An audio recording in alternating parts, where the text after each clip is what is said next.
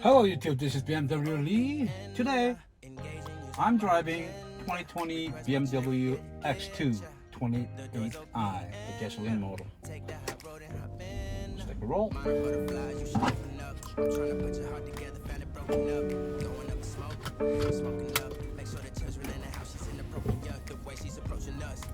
Yes, this X2 share the same standard powertrain with the boxier X1. This one is about the same engine, which contain of 228 horsepower, turbocharged, 4-cylinder, and 8-speed automatic transmission. And this vehicle that I'm testing right now is all-wheel drive, which is very great for the winter time and still have a great fun in the summer as well. The X2 is not as practical as X1, so if you're looking for a fun vehicle with a practical one, then I will go with the X1. But X2, if you consider X2, I will prefer the M35i. It has 301 horsepower, which I've been test drove before. You can find it out on my POV YouTube channel, so you can take a look at that one as well. Yes, if you go with the X2, I definitely will go with the M35i. Okay, that's about it. Well, please click and subscribe. It doesn't cost you any. Okay, thank you very much. Bye.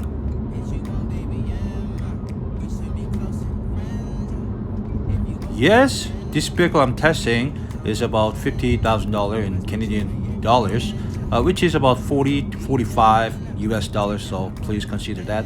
The standards comes with leatherette, navigation, all comes with it. But if you want to upgrade it, you can add premium package to head-up display and comfort access and sunroof on top of it. Okay, that's about it. Thank you.